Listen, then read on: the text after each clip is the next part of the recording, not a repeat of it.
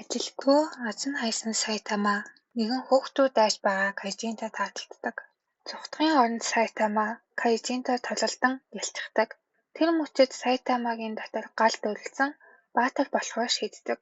Дараагийн 3 жилийн турш Сайтама засаа устал бэлтгэл хийсний дунд Кайжиныг ганц цохилтоор л ялж чадхаар хүчтэй бас халдсан болдог. Хэдийгээр мөрөөдөж байсан шигээ ширүүн догтлон тулаануудыг хизээж амсахгүй сэтгэл нь гонсоосон ч Сайтама тулаан бүрийг эцэст нь ганцхан цохилтоор л дуусгасаар байдаг. Нэг өдөр тэр өшөө хосолдоо автсан залуу сайборг Жанустай уулздаг. Жанусыг Кайжинд алгадах гэж байх үед Сайтама гарч ирээд ганц алгадаад Кайжиныг ялчихна. Сайтамагийн энэхүү хүчийг хараад бишээсэн Жанус шууд шавна болохыг хүснэ. Сайтама нэг нөхцөлтөөгөө зөвшөөрдөг. Тэд хамтдаа баатуудын холбоонд иснэ. One Мурата Юскэ нарын мангагаас эдэлсэн One Punch Man 10-10 галзуу тулаан хэвтрүүлэгтэй баатрууд хошин шог дуртай бол заавал үзээрэй. Нэг сонирхолтой баримт One анх маш энгийн зургуудтай веб комик хэлбэрээр өөрөө нийтэлж байсан. Харин Мурата зураачаар болсны дараа бидний өнөөгийн мэдэх гайхалтай бүтээл болсон байдаг.